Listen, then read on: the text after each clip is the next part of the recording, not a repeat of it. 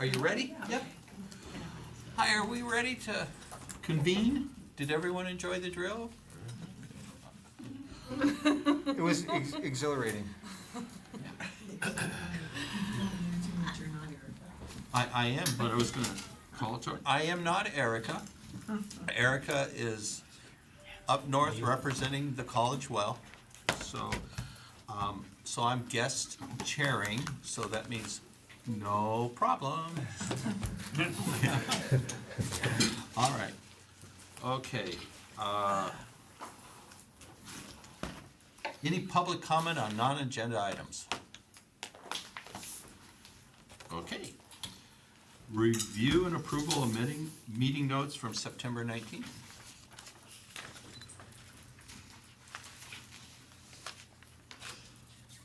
Can I have a motion? I was letting you get to that.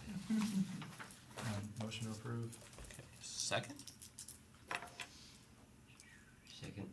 All right. Does everyone want to take a minute and look at them, or are you ready to vote?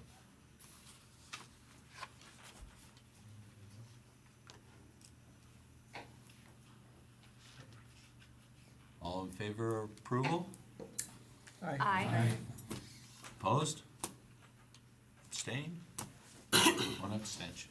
I'm Kirsten, I'm the FA rep today, so I'm here for Mark. You get to vote, because he let me know. Okay, I shall abstain since I was not here and do not know. All right.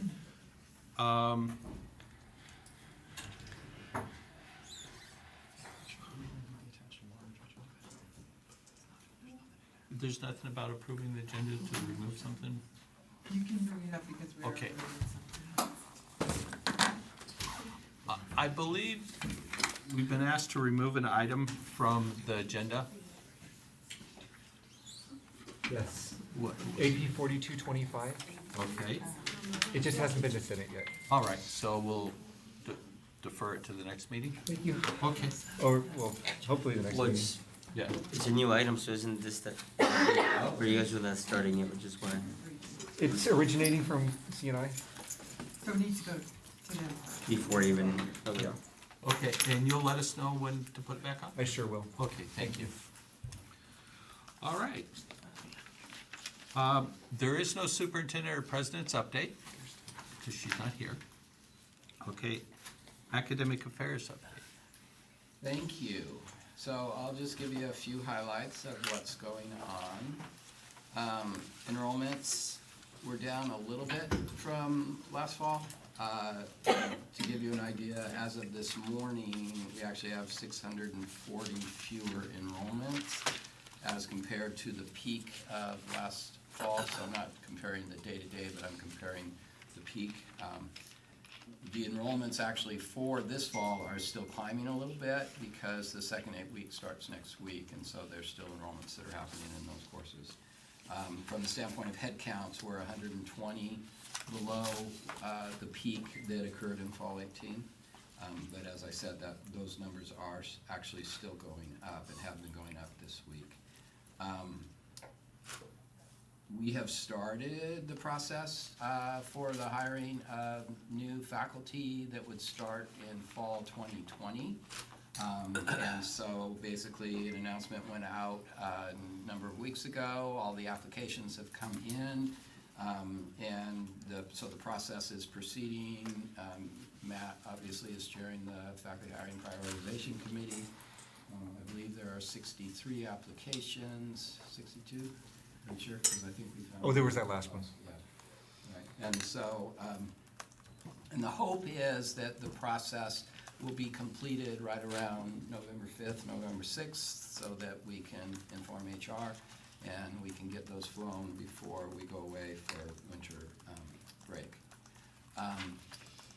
The calendar committee is having conversation about the 2020-2021, way too many 20s, calendar, and they had a really good conversation yesterday. What the conversation was about yesterday actually was developing a survey that will go out to all the constituency groups to get input on certain things that are being considered. We're looking at lengths of the primary term as well as lengths of the intersessions, and what sort of impact that would have, both from the perspective, well, actually, not both, because there's many aspects of it. Impact in regard to faculty and their ability to teach courses in shorter primary and/or shorter intersessions. Also, what do students use the intersessions for in regard to their desire to complete or to repeat courses or what? And then also from the classified perspective, the breakdown and setup for when you end a session and go into another session, and what's the appropriate amount of time basically to have between when one session ends and another one ends. And so we're in the process, Crystal's office is in the process of developing that survey, and it will be going out soon.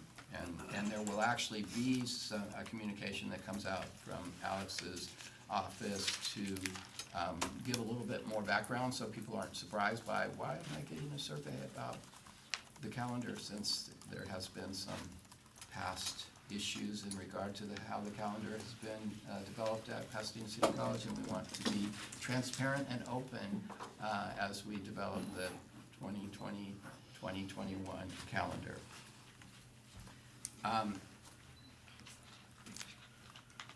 The implementation of AB 705 is actually, it is official. This is fall 2019, which is when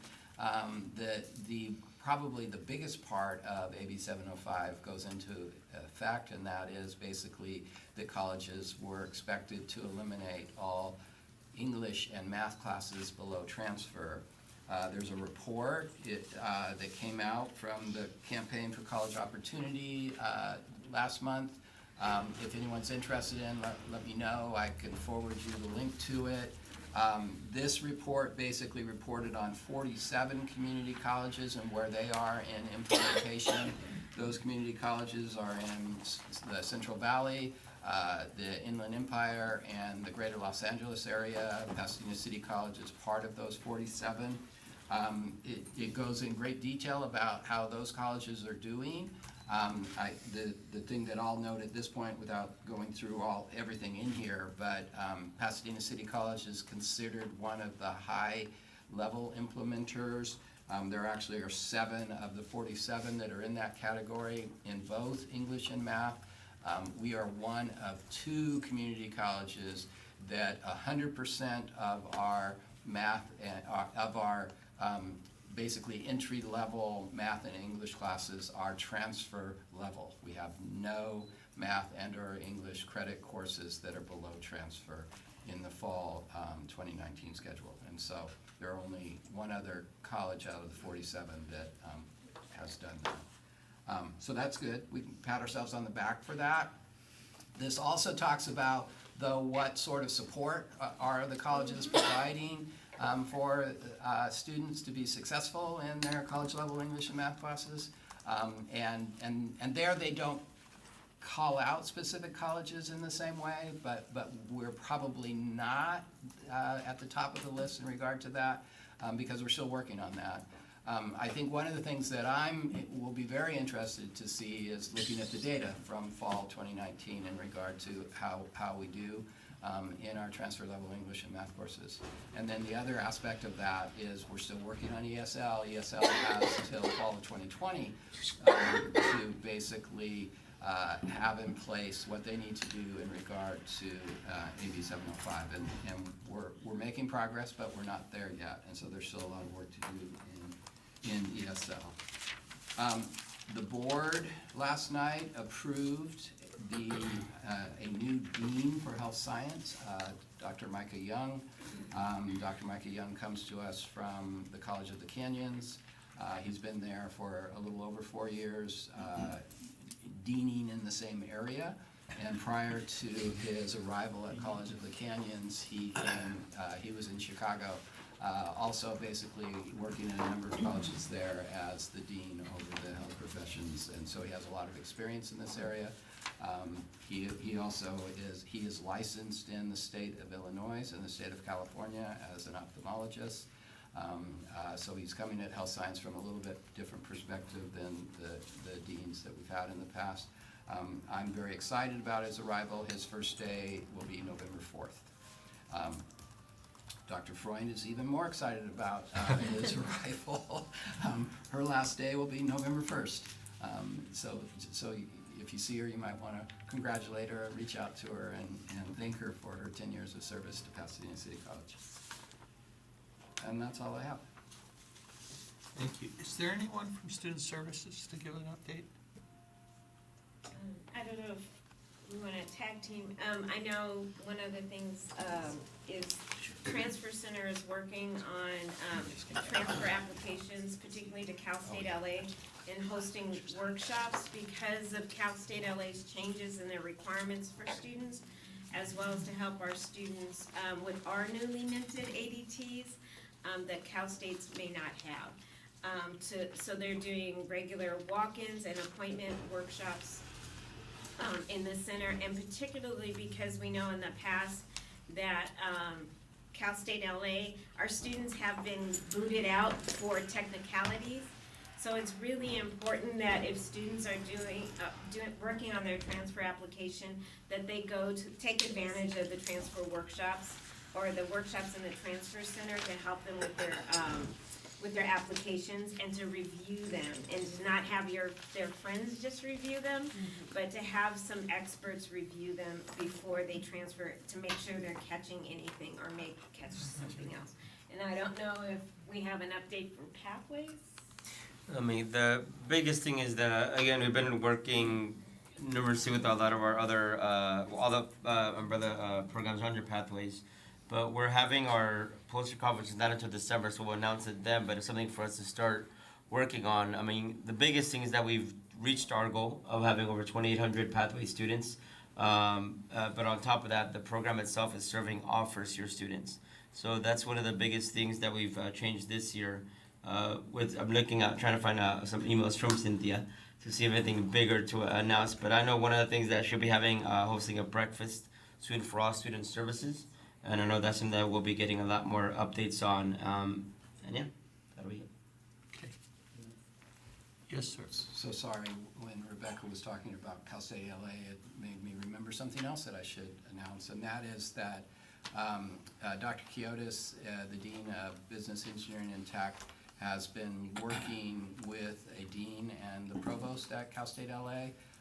And so coming soon will be the opportunity for students that have, Pasadena City College students that have earned the ADT in Business Administration to continue their work on a bachelor's degree in Business Administration from Cal State LA, taking classes here on the Pasadena City College campus. And so they're basically going to set up to where they will have a cohort that will start probably about 40 students in this bachelor's program, and they'll be offering classes on Friday evenings and all day Saturday on the Pasadena City College campus. So that hopefully that will help students that transportation is an issue, or they're living at home or whatever, but that will help. And they're actually very excited about this. When Dr. Kiotis started the conversation with them, they were kind of looking at her like, you're crazy. And then as they started getting more and more into it, they're very excited, and they've already provided us a list of other majors that if this goes well, that they'd like to talk to us about adding to that set of opportunities for students in this area.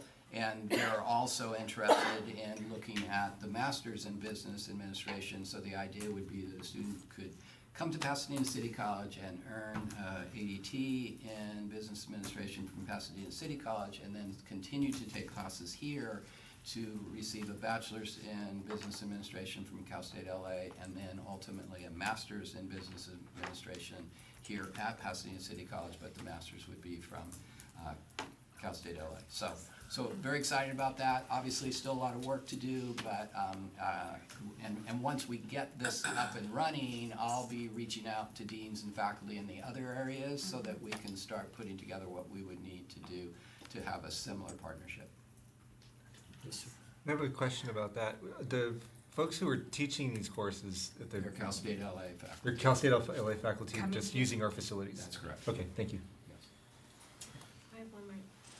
one of the things that just recently passed was that equity or SEA funds can now be used for basic needs support for our students, particularly homeless students, which is something we were waiting to find out if that would pass from the state. As well as a law just passed that we can release student transcripts even if they owe us a debt. So that's something, so Right. we're working on the process. Two separate things. Yes. For the SEA, do you have to update your plan before you do it? I don't. Yes, no. Do we have to update our plan to include that into, I'm not sure. I know I just heard, cause somebody ran in and told me, Okay. a couple days ago Right. that, oh, now we can access this money, and I'm assuming that once you've allocated the funds for annual funds, you'd have to go back and cause we've already allocated our funds for programs and, practices. So I'm assuming that if we wanted to use it for something else specific to basic needs, we would have to go back and update it and to look at our reallocations. Right. So I'm assuming that we can't just jump into this fiscal year and reallocate funds toward that. But I'll check with Mikael. All right, the how is always troubling to me with the chancellor's office. Okay, anything else? Okay, business and administrative services. We've been very focused on facility issues. We're working on a facility master plan. The board approved re-engaging HGA at the last meeting. They have been doing some group work. They're now entering an investigative stage, and the first two meetings are tomorrow. We are going to be meeting regarding wayfinding signage on campus, and basically directional signs. And that's in the morning. And then in the afternoon, we're going to be talking about the parking lots, and their parking experts are coming out and walking the lots and the entrances, our gates, all those things, and look at our capacity. So in 2 weeks, we will have a team of architects and engineers here walking the buildings. They may peek into a classroom, but they're mainly looking at mechanical systems. But in doing that, like in here, they may want to look at the type of vent openings and the types of lights we have. I don't anticipate them going into every classroom, but that's a 2-day process of about 5 individuals walking the campus with our facilities. After that, we will be engaging in sustainability and then more of the user input on how we either use the space or would like to use the space. And looking at differences between group areas and more private areas for introverted students who just want some alone time. And looking for those more public areas where people can gather.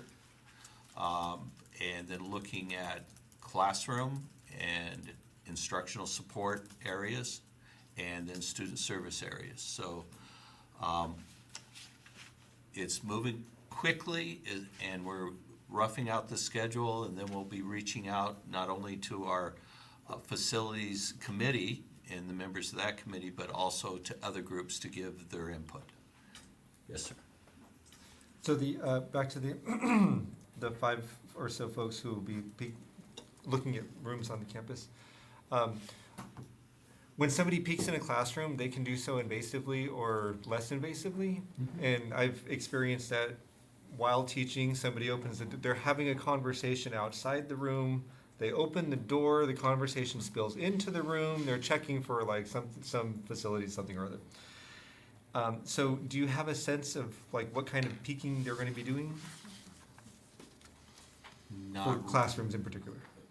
Not really. The conversation tomorrow with Joe, the vice president, about the process. They're going to want to be in the mechanical rooms, but if they're going, Richard Lorette will be with them, and he will try to get vacant classrooms. Okay. as examples, but he will work with them.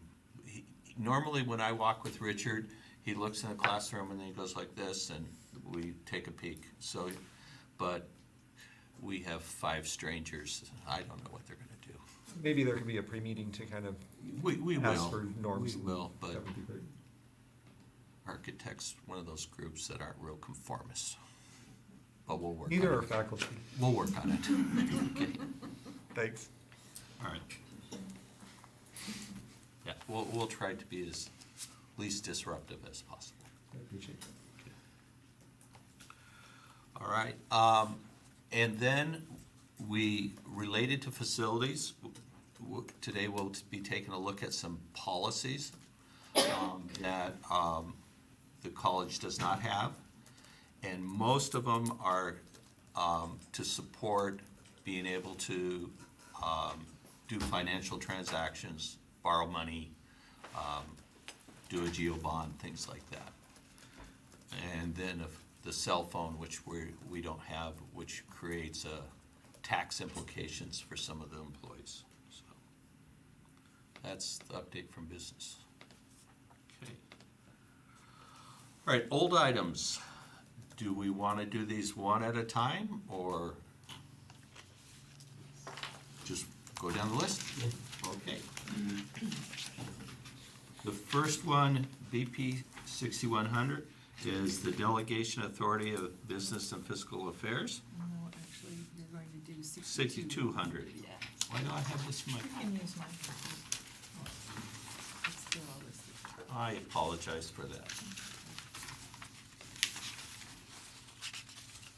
Okay. There you All right, 6200, budget preparation. It is a policy for the board to approve for how we prepare our budget. And it conforms with Title V and accreditation. Any questions on this one? Concerns? I'm not sure which this whether it is. So with this one, we had a discussion yesterday with the MA. We just wanted clarification on that first line. Really, the annual budget shall support the district's master and educational plans. It was just because there's a number of them. It was just a little confusing to folks. Where like, are you talking about the educational master plan, or are you talking about the facilities master plan? It was. It would be all inclusive, so it would be the educational master plan, the facility master plan, the technology master plan when we have it, but also things like our C budget. We develop a plan and we file it with the state. The budget will reflect that. That was the only part that wasn't completely clear. I mean, the way you explained it absolutely does, but it just didn't sound like it based on the way it's written. Do you have a suggestion of changing the language? The only thing that was recommended is either making, again, all master plans, or if you want to list them like you just did. But I think that will probably cause in case another one comes into the fold. Right. We could add the word all. Yeah, because again, it was literally something as simple as that. It just.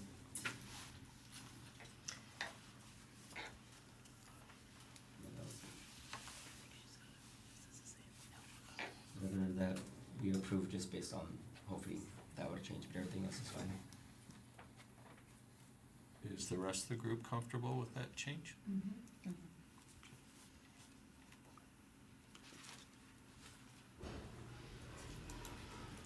So, I'm the annual budget shall support all district master and educational plans?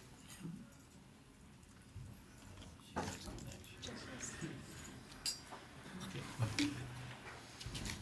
Do we want to vote on each one? Okay. All in favor? Aye. Opposed? Abstained? I better say Abstained. Motion. Okay, I move to approve with the changes. okay.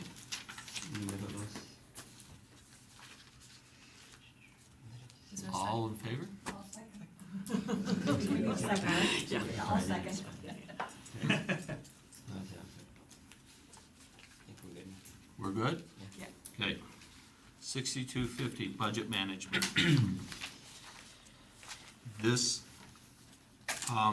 is one of the one that's probably the most controversial because it's moving forward with an 18% recommendation for reserves. And there's individuals or groups that feel perhaps it could be less, and there's individuals and groups that feel it could be more. So the reason I put 18%, it's currently where we are right now, and it also represents 2 months of payroll. So, yes. So part of the discussions that we had were actually in agreement with 18%. I just think it just makes it more, I'm not sure if it's necessary. There were 2 recommendations when it came to this one.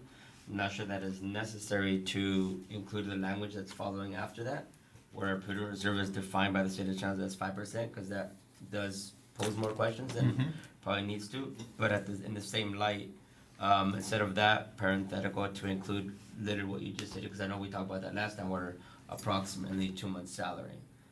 So it'd be, at least recommendation for us, it would be to switch those around.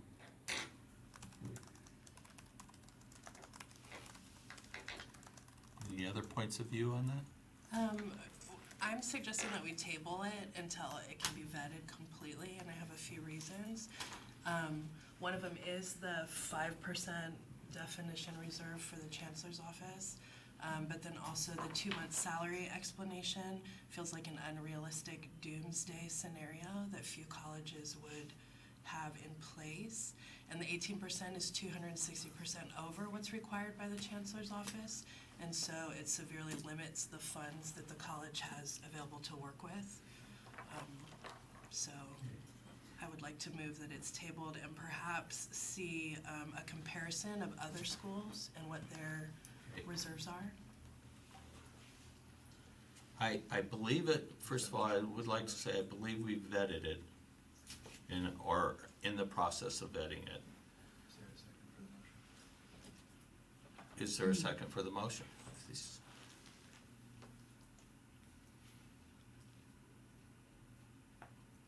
Not hearing a second. Okay. Mike can explain What? why you chose 18%. Yes. So, again, I'll just emphasize again one of the conversations that was had yesterday was somebody who's been here during the rough times as well, and they realized that one of our old presidents was similarly stingy with the reserves in a good way. You're like fiscally And conservative. there you go, fiscally conservative. And when Conservative is much. you guys have the language, I don't. When stuff did hit the fan during times where other colleges were putting folks on furloughs and putting folks, frankly, letting them go because they simply didn't have the reserves to cover, we did. And a big reason is because something like this. So I do think that is fiscally responsible of us. And again, the will of the MA is to approve it, though whether keep it as this or whether it's necessary to include the logic behind it so that questions like this are answered, then that would be. But we're also okay moving it forward as is, just our recommendation to make it more easier to understand as to why that 18% is there. So I guess I will move to approve this with the amendment that it includes the approximate 2 months with salary. I'll second that. Can you clarify the amendment you want to add in more concrete language? Just exactly what I just said. Just and so I guess the district unrestricted general reserve shall be no less than 18%. Parenthetical approximately 2 months salary. Close parenthetical. And keep the prudent reserve defined by the state chancellor's office as 5%. If that is the will of this committee, but it would be our recommendation to remove it. Well, so you could move, may I? Yes. You could move to strike the current parentheses and then add the parenthetical that you described, and then that would be the amendment. What he said. That's my amendment. That's my Is motion. that your second? Yes. It's a good motion. Any further discussion? Yes. So just a quick question, because I'm, familiar with my last institution's policy here. There isn't necessarily a process in here for what happens if we have to spend down below the reserve. I don't know if that's in a different BP or not. Party on the AP. It'll be in the AP? The AP. Okay. Yeah. It'll be articulated in the, Because, I mean, I'm just reading the Yeah. board policy says there shall be no less than 18%. Correct. And so I read that as it can never go below 18%. And if we run into a, doomsday scenario or in the recession, when the Great Recession, when colleges were sort of forced to dip into the reserves, Yeah. what this, if I read this as it's written, it says that we could never dip below that 18%. But if the idea is that 18% is there for such a scenario, I can't reconcile those two things. okay. In the AP, it will discuss that the board has to take specific action to go below the 18%. So they would have to have an agenda item, and then they have to vote to do that. But, so I guess my question then is So- the difference, so my question is logistically, the BP, right, sets broad guidance and policy, right? The BPs generally trump APs in terms of which one takes legal precedent, right? And the BP says shall be no less. So if the AP says, yes, it can be spent lower than with the following conditions, that contradicts the BP, which says shall be no less. Could I make a suggestion? You could leave it and just add on to after the 18%, unless in exigent circumstances, the Board of Trustees approves something different.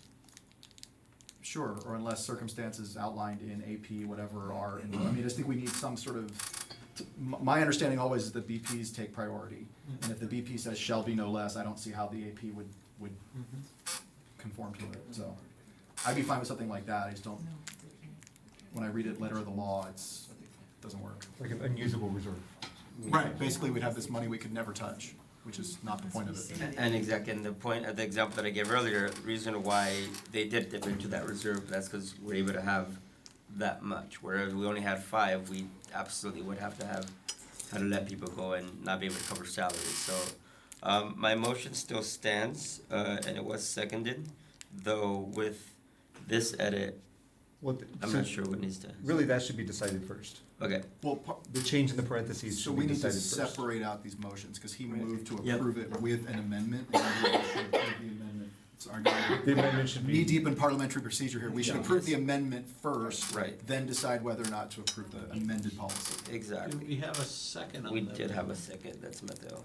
On that amendment? The parenthetic. We need to do. We need to do Replacements. Matt's first and then we can deal with the other one. Oh, it's. Carlos is first. Yeah. Yeah, it's Tito's first. Motion, second, So you want to rephrase your motion to be just the amendment? right. Okay. So we would be voting on whether or not to replace the parenthetical statement. All in favor? Aye.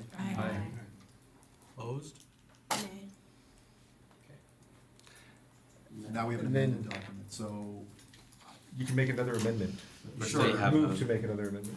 I will move to amend the second paragraph into the first sentence to read, shall be no less than 18%, except in circumstances dictated by, and I'm assuming it's AP 6250. Correct, which is listed in the bottom under that as well. And by vote of the majority of the board?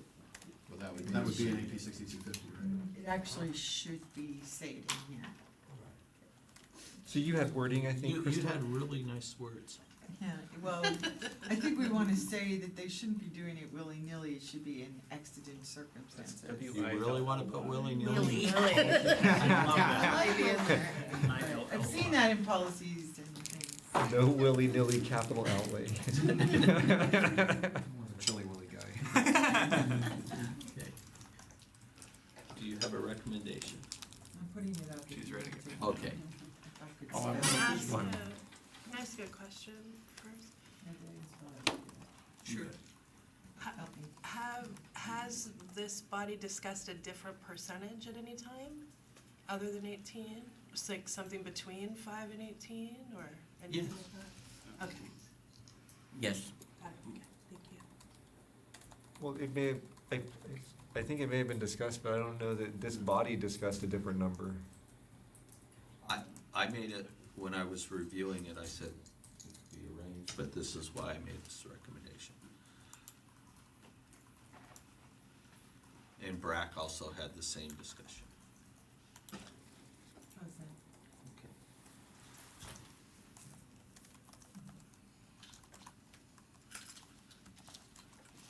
The circumstances are not approved by the Board of Trustees, right?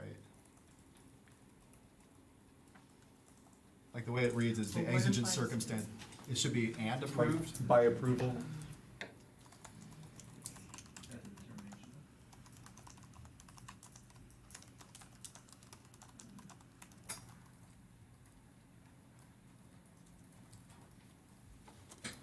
AP 6250 does define exigent circumstances? It will. It doesn't exist right now. Oh, well, that's a party. Is that, So yeah, I move that we amend with that.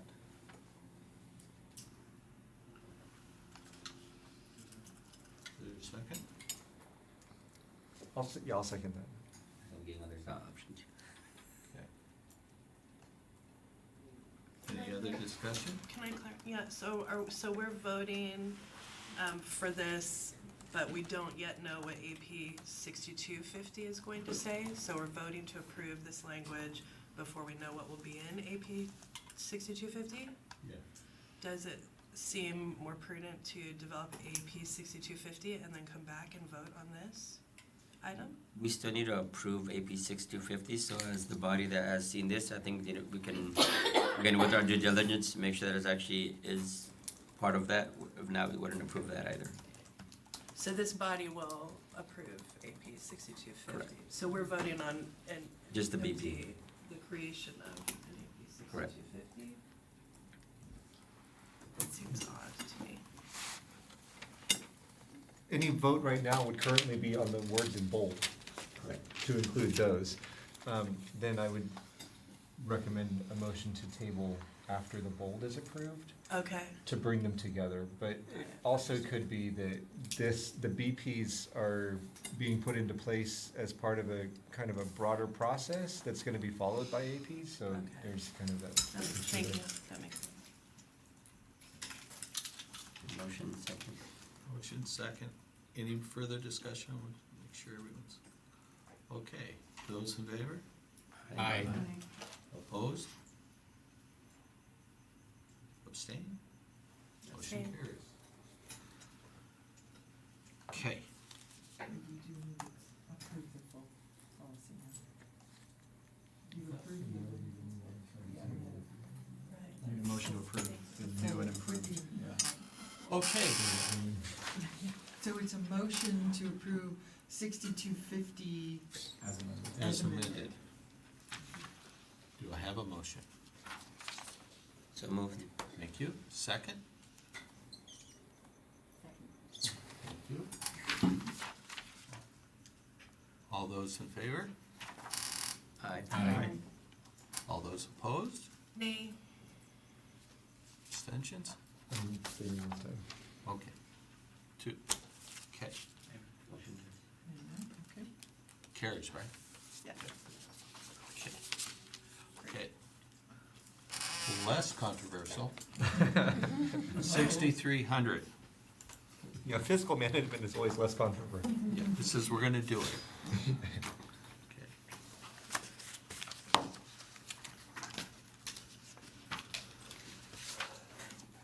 It's basically saying we're gonna follow Title V and how we do our books. Move to approve BP 6300. Second? Any discussion? All those in favor?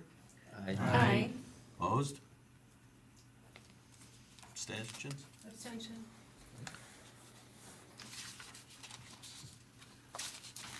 Okay.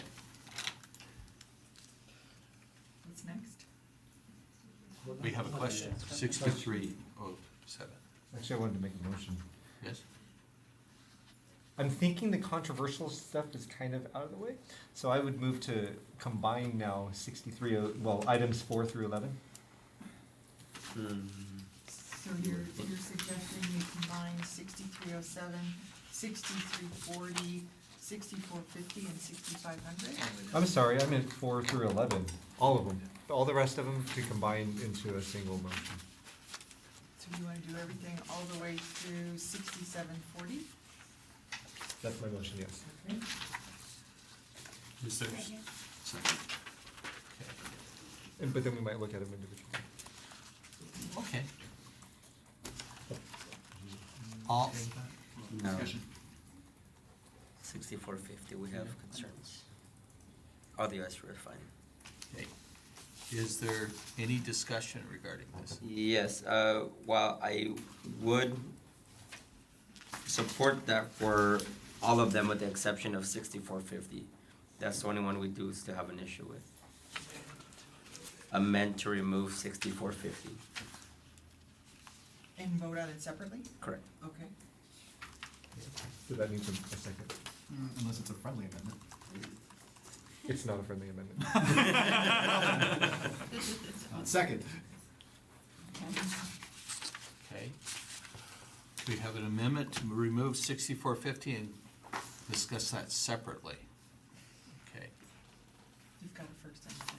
All those in favor of the amendment? Aye. Opposed? Abstained? Okay, it's amended. Now can we take, Now we have to approve. The combination Amended motion. to. yes, It's already been. more discussion? Well, we're gonna discuss each one still, right, or no? Because we have small edits, but they're approved. Well, I think that would be up to the chair, but I think that, so I mean, it's up to the chair. So, Chair. Power. Okay, all in favor of the motion? Aye. Aye. Opposed? Abstained? Okay, carry. Now, We were doing 6450. I think they want to be able to look at everything except for 6450 right So was now. your motion to approve them in group, or was just a group? Well, it was to lump them into a single item, so I guess it would be to approve them in group. Okay. Okay. So So, I- is there discussion on that group? Yeah. So- Separate. So now, I move to approve Collective. items, the ones we just combined. Okay, Everything except 6450. Correct. Yeah. Okay. So we combined them, we separated one out, and I'm moving to approve them, which would be followed by the discussion. Second. Excellent Okay. all those in favor? discussion. Discussion. Yes, so, for discussion, there's 6307, just a small one, I'm not sure if that's meant to read, under the last bullet point, internal control procedures that the district has implemented or will implement. You want to are you all right with that? Yes.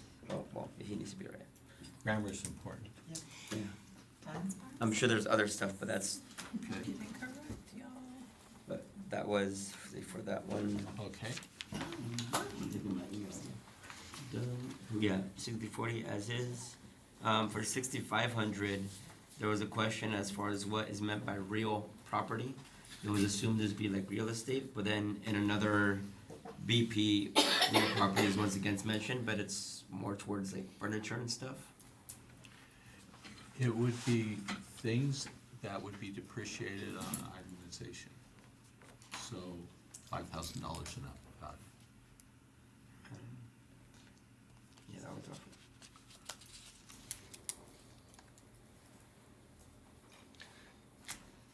Is that something that would be defined in maybe the AP? Okay. Make sure it's. And then on 6520 and 6550, it's probably fine as is, but a lot of the other BPs have superintendent, president, or designee. These two don't. If that's how it's supposed to be, cool. But if not, then just wanted to highlight that. Work with them all. On which one? Both. 6520 and 6550. So all the other ones have it. It is this. I mean, again, if that's how it's supposed to be, so be it. But we just wanted to highlight that. note there, 6,500 also does not have, or doesn't. I don't think you can do it for 6550 because it's saying that the authority is delegated to the superintendent president. I think you can do it for 6520 because of the way it reads, 6,500? and I think you can do it for 6500. But I don't believe you can do it for 6550. 6,500 also says is delegated to the authority. Yes, so we can't do it for that one either. The only one we So can again, do- it may not be necessary, just wanted to, it was pointed out, so.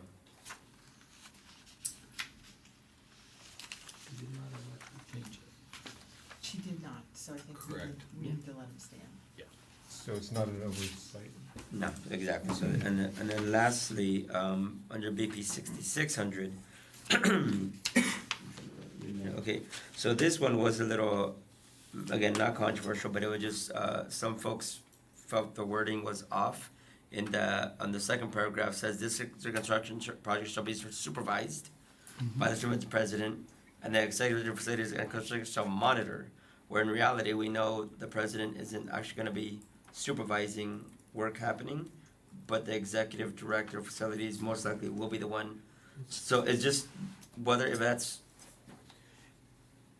The concept is that the superintendent president should be familiar and supervise all the construction, but the facility director monitors the progress of the construction. So are they hitting their critical timelines? Is the project on course? That's the job of the facility. it would just awkward, just again, when we think of supervised things, of actually being there with them, overseeing the work, but we're good. Yes, sir.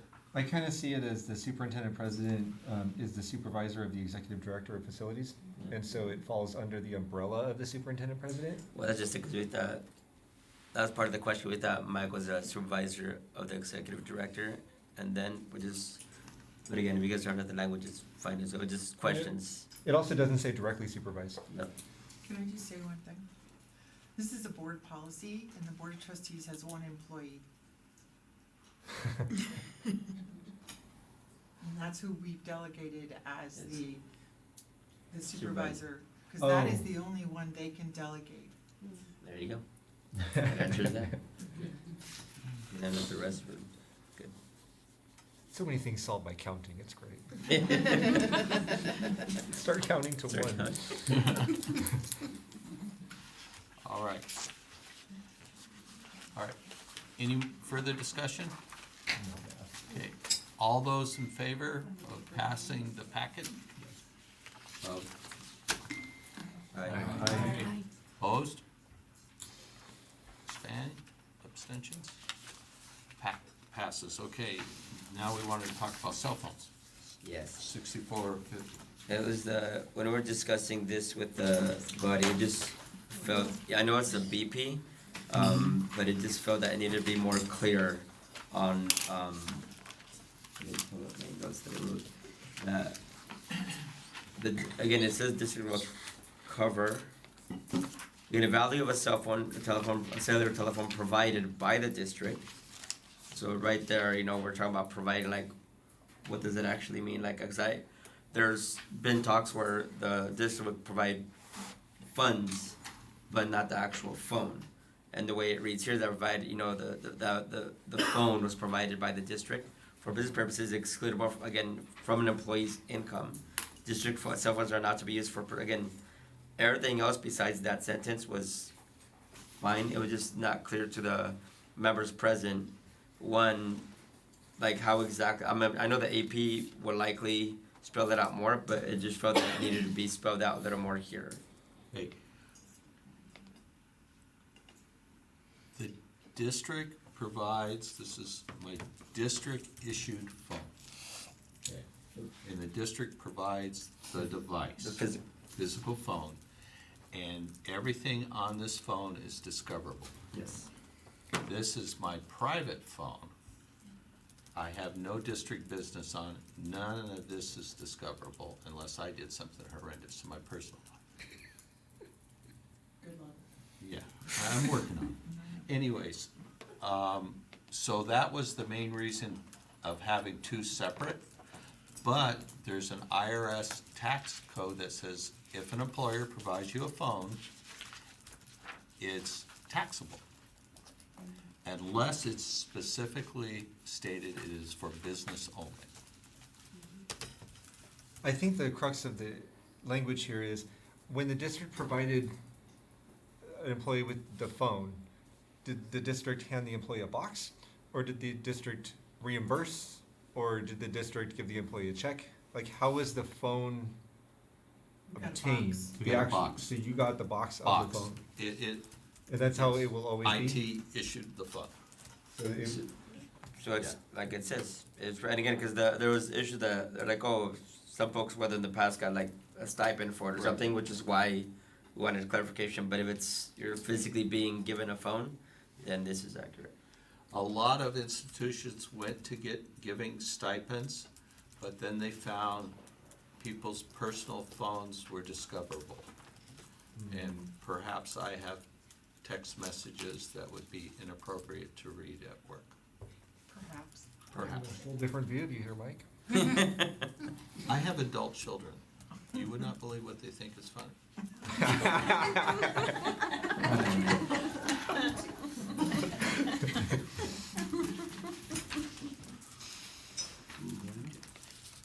No, that was the biggest issue, but motion to approve that?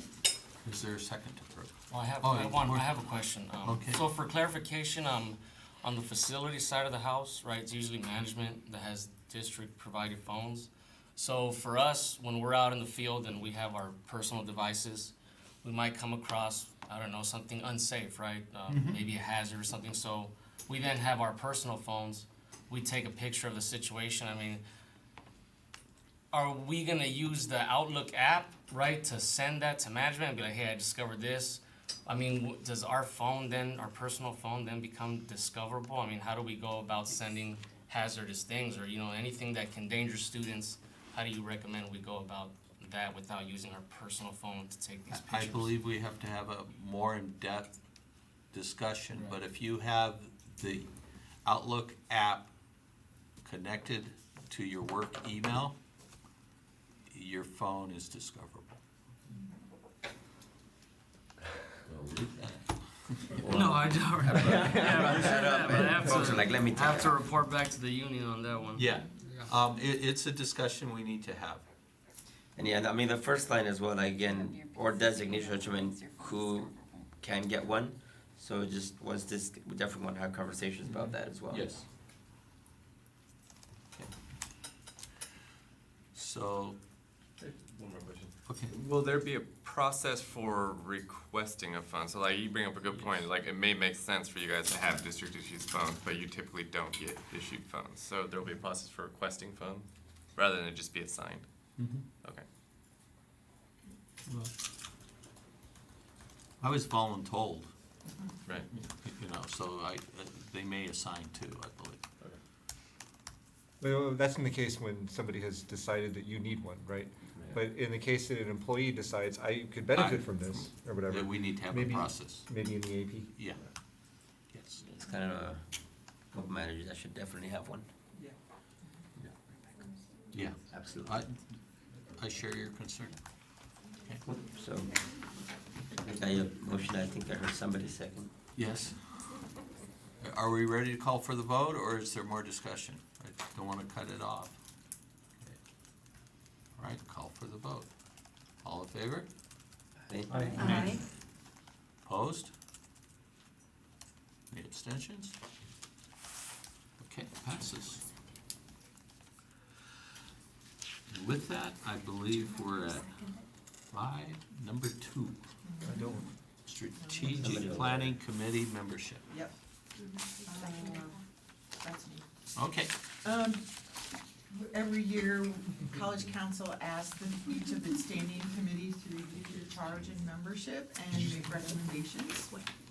The Strategic Planning Committee did that, and they are recommending some language changes to the charge If you can see in both, for oversight, they want that changed to guidance, they didn't like oversight. And we added associated students in the second to last sentence as a group that we would collaborate with. And then down at the bottom, you'll see we added at the request of associated students, they asked that we, have their student trustee on this committee, we thought that was a good idea. And then we'd like to add the special assistant to the superintendent president as a regular member. So that- Is there a motion? Well, I move to approve. Okay, second? I'll second. Okay. Any more discussion? All those in favor? Aye. Aye. Opposed? Abstentions? Passes. You're in. Okay. Welcome to another item on your plate. All right, that brings us to announcements. Is there any announcements?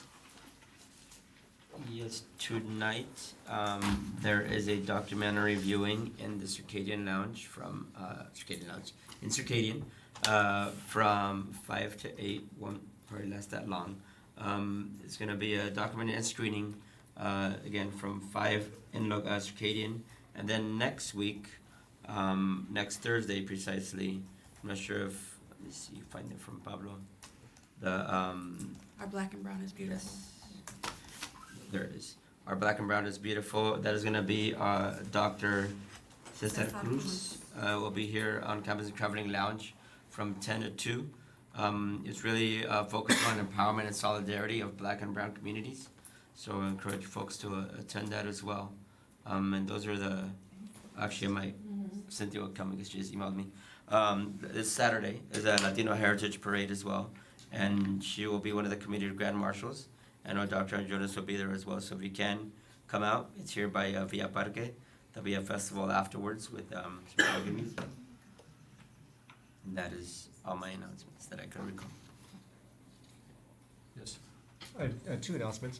There will be a town hall at Cerritos College on Wednesday, the 23rd, next week, from 5 to 6, at which Chancellor Oakley will be in attendance. And then on November 23rd at UC Riverside, there is an LGBTQ summit.